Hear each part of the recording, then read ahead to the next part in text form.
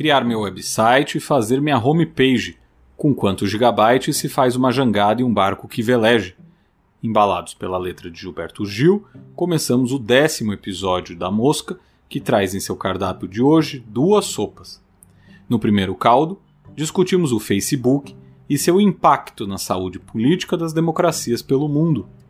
No segundo, tentamos descobrir por que, mesmo com uma popularidade cada vez mais baixa e uma crise econômica cada vez maior, as ruas não expressam o descontentamento popular com Jair Bolsonaro. E antes de começar, se você está curtindo o nosso podcast, eu peço para você apertar o botão de seguir e compartilhar com seus amigos. Então, ouvidos atentos e cabeças abertas que a mosca vai decolar.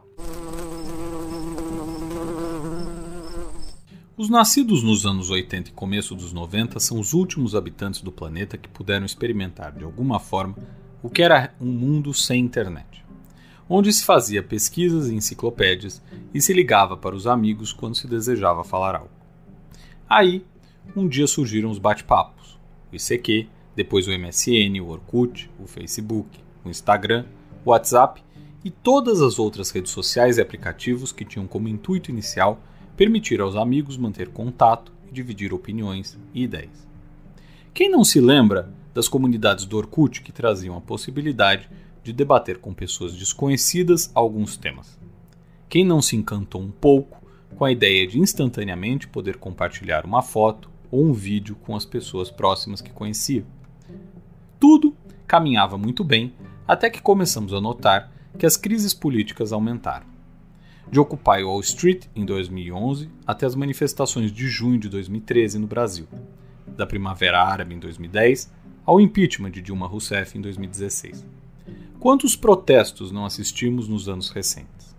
Muitos com causas muito justas, é bom que se diga, como, por exemplo, os que afirmavam que as vidas negras importam e que ganharam as ruas dos Estados Unidos e de outros países depois que George Floyd foi assassinado por um policial que sufocou.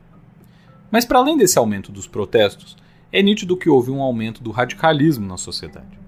A eleição de Trump, Bolsonaro e o Brexit talvez sejam os mais eloquentes exemplos de como a divisão política chegou a patamares nunca antes vistos. Afinal, Pita contra Erundina em 96, Maluf contra Marta no ano 2000 ou Lula contra a Serra em 2002 e 2010 não estragaram o Natal de ninguém, não é mesmo? Atualmente, no entanto, a política ganhou ares de partidas de futebol, sendo que a briga entre as torcidas acontece no ambiente doméstico e não no entorno de estádios. O problema é que a avaliação das políticas públicas deveria se dar pelo que determinado governo faz ou deixa de fazer, e não pela preferência passional que se tem por determinado candidato ou projeto político. A história, aliás, demonstra que essa opção passional por políticos nunca deu muito certo. Basta ver, por exemplo, como a população alemã foi tragada para dentro do discurso radical de Adolf Hitler. Contudo, podemos nos perguntar se o aumento do número de protestos, a radicalização dos discursos e essa ruptura na sociedade seria possível em um ambiente offline. E a resposta mais prudente talvez seja de que ainda é cedo para saber, embora muitos sejam os indícios que apontam para o impacto da internet no clima mais inflamado das sociedades mundo afora. Nascido há 17 anos, o Facebook possui um valor estimado em $1 trilhão, tendo 2 bilhões e 800 milhões de usuários, o que representa 60% de todas as pessoas conectadas à internet. Se fosse um país, teria uma população equivalente à de China e da Índia juntas. Atualmente, o grupo controla também, como sabemos, o Instagram, comprado em 2012 por $1 bilhão, e o WhatsApp, comprado em 2014 por $22 bilhões. Nos anos recentes, tem crescido a desconfiança sobre a plataforma, seja pelo impacto que causa na política interna dos países, seja pelo impacto que tem na saúde mental das pessoas. No entanto, tal desconfiança cresceu e muito após uma ex-funcionária do Facebook, chamada Frances Haugen, trazer a público alguns papéis internos da empresa que deixam claro que eles sabiam dos danos que o serviço causava, e mais, que lucravam com isso. Na parte da saúde mental, o relatório vazado afirma que 13% das adolescentes ouvidas internamente pelo Facebook declararam que o Instagram agravava seus pensamentos suicidas, e 17% disseram que o app piora seus distúrbios alimentares. Mas o pior não é isso. Segundo ela, o Facebook sabia que o aumento do consumo de publicações que agravavam tais distúrbios fazia com que as garotas se sentissem cada vez mais depressivas, o que aumentava ainda mais o tempo que elas ficavam nas redes, gerando assim um círculo vicioso de mais depressão e mais dependência do app. Segundo ela, o Facebook não apenas sabia dos prejuízos causados pelo Instagram, como tinha consciência de que essa era a pior rede social de todas quando analisadas por essa perspectiva. Já na parte política, o Facebook tinha, segundo esses relatórios, evidências obtidas em várias fontes de que o discurso de ódio, o discurso político radical e a desinformação na plataforma e nos aplicativos do grupo estão afetando sociedades em todo o mundo. Além disso, segundo ela, o Facebook percebeu que adotar medidas contra a radicalização faria com que as pessoas ficassem menos tempo online, o que nesse caso representa menos cliques em anúncios e, consequentemente, menos dinheiro para a companhia. Isso porque as postagens de ódio, de radicalização política e desinformação possuem maior capacidade de engajamento das pessoas, porque mexem mais com o sentimento dos usuários. Ainda segundo essa ex-funcionária, o Facebook de fato adotou medidas durante a eleição de 2020 nos Estados Unidos para diminuir o impacto negativo da plataforma no processo eleitoral. No entanto, após a eleição de Joe Biden, a empresa teria preferido voltar aos padrões anteriores, privilegiando ganhos e crescimento em detrimento de mais controle. Além disso, Frances Haugen afirma que cada vez que o Facebook expande sua atuação para áreas onde não estava, o custo de atuar contra discursos de ódio e desinformação aumenta, à medida que para cada idioma ou localidade seria necessária uma atuação específica, o que não acontece. E vale observar que a referida ex-funcionária depôs no Senado americano, onde pediu que o serviço sofresse regulação estatal, ideia que também tem sido cada vez mais debatida na Europa. No entanto, como podemos pensar em limitar a liberdade de expressão das pessoas quando elas não praticam crime? Vale destacar que muitos não agem fora da lei, mas criando posts que, embora legais, criam cisão e ruptura na sociedade. Uma pessoa não pode, por exemplo, defender práticas racistas ou antissemitas, mas pode ser contra a presença de imigrantes em seu país, alegando prejuízo para seu emprego. Ou a pessoa não pode ser contra as instituições democráticas, mas pode pedir a destituição de ministros da Suprema Corte ou colocar em xeque um processo eleitoral. Em suma, como se pode ser tolerante com a intolerância? Como questiona o famoso e bem conhecido paradoxo da intolerância de Karl Popper. E para piorar, como agir quando a ação do Estado, que pode reprimir o avanço dessa intolerância, é infinitamente mais lenta do que a divulgação de fake news ou de posts que atuam no sentido de ampliar o discurso de ódio, o discurso político radical e a desinformação. Antigamente, no mundo analógico, quando determinado candidato veiculava propaganda mentirosa, a Justiça Eleitoral podia banir a propaganda e ainda dava eventualmente direito de resposta ao atingido pela notícia. Caso, por exemplo, do direito de resposta obtido por Lula, em 89, quando Miriam Cordeiro, mãe de Lurian, sua filha, disse no programa de Collor, seu adversário, que ele havia aconselhado um aborto e que era racista. Como vocês estão percebendo, eu estou no programa do meu adversário. Eu estava na Conferência Nacional dos Bispos, conversando com o Dom Luciano Mendes, quando fui informado que o tribunal, de forma democrática, deliberou por considerar injuriosas, mentirosas e caluniosas a fala e as acusações no programa do meu adversário, me deu direito à resposta. Ou de José Serra, em 2010, quando propaganda da então candidata Dilma Rousseff afirmava que a campanha dele havia sido bancada por financiamento irregular. Você tem o direito de ser bem informado e por isso eu estou aqui. A propaganda da minha adversária tem me ofendido com mentiras e falsidades. Uma delas foi de que a campanha poderia ter financiamento irregular. É mentira. Eu recorri à justiça e ganhei.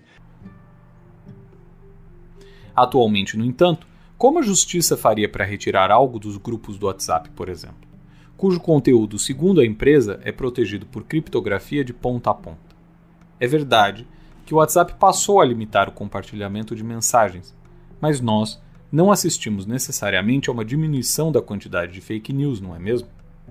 E como fazer quando o centro do problema não são os Estados Unidos, onde o Facebook conseguiu alterar algumas normas para melhorar a plataforma durante o processo eleitoral, mas sim países periféricos, que não têm a mesma importância ou centralidade que a maior economia do mundo.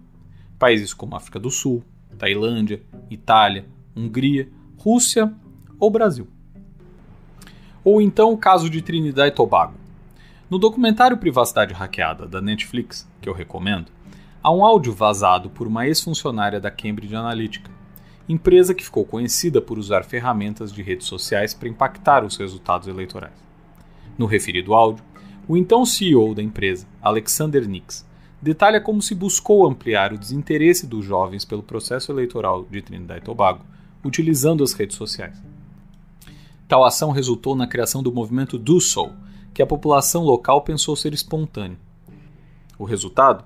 Uma diferença de 40% na faixa entre 18 e 35 anos, que desbalanceou o processo eleitoral em 6%, percentual fundamental, segundo o áudio, para favorecer os clientes da Cambridge em uma eleição tão acirrada na qual o voto não é obrigatório.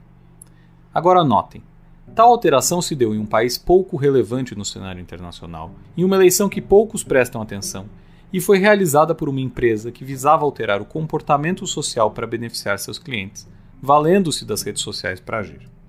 Mas o que aconteceria se não fosse uma empresa que usasse tais ferramentas, e sim o próprio Facebook, por exemplo? Em outras palavras, o que garante que o Facebook não possa vir a interferir em eleições deliberadamente, valendo-se da dificuldade que os serviços de vigilância estatal, sobretudo o dos países menos desenvolvidos ou periféricos, possuem? Tal ação talvez encontrasse maiores obstáculos nos Estados Unidos, por exemplo.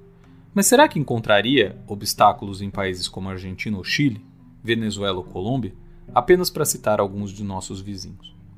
E aí você pode estar se perguntando, mas qual o ganho do Facebook de atuar em um processo eleitoral? Bom, nenhum se os candidatos não agem contra os interesses da empresa. Mas será que o Facebook se manteria isento se um dos candidatos agisse? É inegável que os processos que envolvem os algoritmos e a formatação das redes sociais são um enorme mistério para a maioria de nós. No máximo, observamos espantados quando pesquisamos algo ou falamos sobre uma necessidade nossa próxima ao celular e, de repente, por passe de mágica, somos bombardeados pelas inúmeras propagandas daquele produto ou serviço.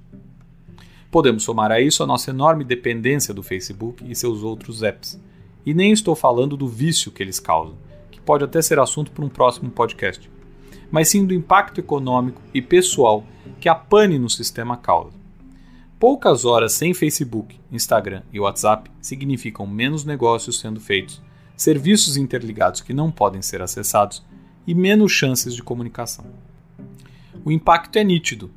Em um dia, o Facebook perdeu cerca de 7 bilhões de dólares em valores de mercado, simplesmente por deixar de funcionar durante poucas horas.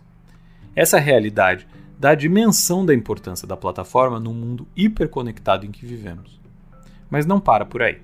Diante dessa situação em que não se sabe muito bem a capacidade de influir do Facebook, diante da denúncia clara de que a empresa sabe do impacto que traz para a saúde mental das pessoas e para a saúde política das democracias ao redor do mundo, e diante da possibilidade de um apagão causar prejuízos, podemos fazer algumas perguntas. A primeira é: seria caso de regular o Facebook e as outras empresas de tecnologia, ampliando a capacidade de fiscalização externa e diminuindo a capacidade dessas empresas de atuar, sobretudo em questões políticas e com impacto social? Dessa pergunta deriva o questionamento sobre como fiscalizar uma empresa cuja atuação se dá transnacionalmente, o que demandaria não uma regulamentação interna dos países, mas uma ação global. Haveria ambiente político ou diplomático para isso? A Rússia, por exemplo, que já foi acusada de ações no campo digital para influenciar eleições em outros países, aceitaria essa regulamentação? E mais, quem garante que o próprio Facebook não atuaria para eleger políticos contrários à regulamentação das redes sociais? E mesmo que não seja a empresa, políticos eleitos a partir de sistemas semelhantes ao da Cambridge Analytica buscariam um ambiente mais rígido contra tais empresas ou buscariam manter a presente permissividade legal a fim de colher benefícios futuros? Outra questão é: diante do evidente caos que um apagão de apps e plataformas pode causar, Estaríamos nós cada vez mais diante da possibilidade de terrorismo e ataques cibernéticos e menos suscetíveis a ataques como aqueles que derrubaram as Torres Gêmeas naquele 11 de setembro?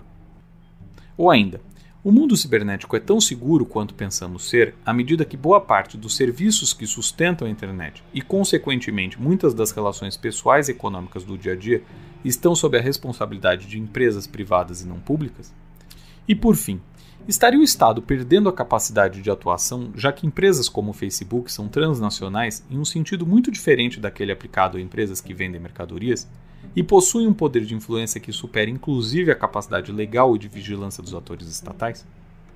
Assim, o que parecia apenas ser uma plataforma inocente para permitir encontro com amigos e familiares tornou-se um problema, cujo alcance temos dificuldades de mensurar. Estamos nós mais seguros, mais saudáveis, mais felizes com essa hiperconectividade a qual somos submetidos? Quais respostas serão dadas? E por quem? O Brasil de hoje passa por uma situação curiosa. A economia vai mal, há recordes de inflação, desemprego e baixo crescimento. Situações piores do que aquelas que assistimos durante o governo de Dilma Rousseff e que impulsionaram as manifestações que tomaram o país pedindo o impeachment da presidente. Mas ao contrário do que aconteceu nos anos de 2015 e 2016, não há gente na rua em um volume suficiente para pedir o impeachment de Bolsonaro. Por quê? Antes de tentar responder essa pergunta, uma análise se faz necessária. Dilma Rousseff assumiu o segundo mandato após uma eleição extremamente acirrada contra Aécio Neves do PSDB. A candidata do PT teve 51,64% dos votos contra 48,36% do Tucano, a menor diferença desde a redemocratização, superando o recorde anterior de cerca de 6 pontos entre Collor e Lula em 89. Assim, ao assumir o mandato em 1º de janeiro de 2015, Dilma tinha sob seu comando um país extremamente dividido, mais dividido do que após a eleição de Jair Bolsonaro em 2018, cuja diferença para o adversário, Fernando Haddad, superava os 10 pontos percentuais. Mas isso por si só não explicaria a baixa adesão aos protestos contra o atual presidente. Poderíamos citar a pandemia, mas mesmo com seu arrefecimento em cidades onde a campanha de vacinação está mais avançada, as pessoas seguem não indo às ruas protestar. Poderíamos, então, pensar que isso se deve à cisão partidária. De fato, talvez a pouca unidade entre os partidos políticos e a incapacidade de criar pontes que unam o discurso contra Bolsonaro podem ajudar a explicar a baixa adesão. Mas cabe questionar se as pessoas atualmente são, em sua maioria, orientadas pelas posições partidárias. Não me parece ser o caso. Não imagino um cidadão que pouco se interessa por política deixando sua casa em um domingo para protestar simplesmente porque o partido A ou B convocou um movimento. E aqui cabe uma observação. A mesma regra vale para os movimentos que encabeçaram o pedido de impeachment de Dilma em 2015 e 2016. Como o Vem Pra Rua e o Movimento Brasil Livre, MBL. Tais movimentos organizaram as manifestações daqueles anos, mas não podemos dizer que eles foram os responsáveis por elas. Em outras palavras, o desejo de tirar a presidente estava impregnado na sociedade. Não foi criado por eles, nem por partidos políticos. E aí, chegamos na questão central desse debate. Se mais de 50% das pessoas, segundo pesquisa, desejam atualmente o impeachment de Bolsonaro, e se a economia vai mal, o que é combustível para qualquer descontentamento político, por que as manifestações não lotam avenidas como as que assistimos há alguns anos? Para tentar responder, primeiro precisamos pensar na composição de nossa sociedade. Desde a redemocratização, há, evidentemente, um perfil eleitoral mais conservador e outro mais liberal em nosso país. Há também aquela jabuticaba, conservador nos costumes e liberal na economia, mas isso a gente deixa para outra conversa. Assim, uma parte da sociedade flerta com políticos de direita, enquanto outra flerta com políticos de esquerda. Só que até 2014, a eleição privilegiava o centro, e não os polos. O discurso radical era bom apenas para eleger parlamentares, como o famoso Dr. Enéas, e não políticos em cargos majoritários. Assim, embora Paulo Maluf seja um símbolo da direita brasileira, um construtor de viadutos que agradava a classe média com seus carros, um ex-aliado do regime militar, sua plataforma eleitoral enfatizava os programas sociais e assistencialistas do malufismo. Que fiz muitos programas sociais como o Paz, o Leve Leite e o Singapura. E Lula, que sempre foi e ainda é o maior expoente da esquerda nacional, adotou com Palocci à frente do Ministério da Fazenda uma política bastante alinhada com a de seu antecessor Fernando Henrique Cardoso, considerado neoliberal pela esquerda. Ou seja, nada de radicalismo, nem de um lado, nem de outro. Ocorre que, após a eleição de Dilma, a parte contrária ao petismo, que passou a ser majoritária na sociedade, após os problemas na economia do país, se uniu a uma minoria radical para ir às ruas em busca do impeachment da presidente. Uma vez bem-sucedida a empreitada, essa parcela do eleitorado buscou um porta-voz para o movimento que prometesse a dupla moralidade na política e liberalismo na economia. Por um golpe de esperteza e uma certa miopia social, essa busca abriu uma brecha para o bolsonarismo. Não era incomum ouvir pessoas dizendo coisas como "vou chutar o pau da barraca porque quem sabe assim ele conserta o país". Ou ainda, não adianta eleger os mesmos de sempre. Precisamos de alguém de fora que consiga fazer o que precisa ser feito. E o capitão tem a coragem para fazer isso. Eleito, Bolsonaro começou a ter as dificuldades do mundo real dos governantes. Todas agravadas pela maior pandemia de todos os tempos. E isso fez sua popularidade ir caindo, retornando talvez ao patamar que sempre foi mais radical e que encontrou no bolsonarismo a voz para sua visão de mundo. Espaço que em alguma medida foi ocupado pelo malufismo em São Paulo, por exemplo. Em outras palavras, é como se essa parcela do eleitorado pensasse: do que adianta ir às ruas pedir impeachment se ninguém é mesmo capaz de consertar o país? Tal parcela parece não se entusiasmar nem um pouco com as opções de terceira via apresentadas pela centro-direita, seja com Dória ou Eduardo Leite, do PSDB, seja com Mandetta, do DEM. Talvez Sérgio Moro ainda conquiste alguns corações dessa parte do eleitorado, mas é difícil saber se ele emplacaria uma candidatura. Do outro lado, na esquerda, uma boa parte tem um desejo genuíno de tirar Bolsonaro do poder. No entanto, há também uma percepção de que a melhor chance de eleger um candidato desse espectro político seja enfrentando o atual ocupante do Palácio do Planalto. O ex-presidente Lula chegou a dizer que uma coisa é disputar contra o Fernando Henrique Cardoso, contra o Serra, outra coisa é disputar contra o troglodita do Bolsonaro.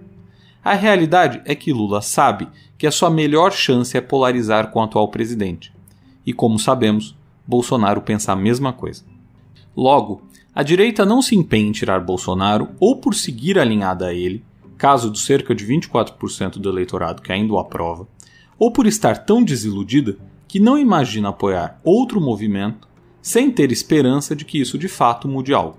Enquanto a esquerda, ainda que deseje tirar o presidente do cargo, sabe que sua melhor chance é deixar ele ali se desgastando pouco a pouco com as turbulências econômicas que virão. O problema é que Bolsonaro tem nas mãos uma máquina estatal e está se empenhando em aprovar no Congresso formas de ampliar os programas de distribuição de renda para o ano que vem, a fim de conquistar mais eleitores, além de ter adotado uma versão mais paz e amor depois do 7 de setembro. Se isso vai ser capaz de virar o jogo para o lado dele, a gente não tem como saber. Mas convém não dar sua derrota como certa. Afinal, em 2018, muitos diziam que ele não tinha nenhuma chance eleitoral. E tá lá, há muitos meses, no Palácio do Planalto, governando o país. A gente fica por aqui. Se você gostou desse episódio, compartilhe com seus amigos. A Mosca volta na semana que vem.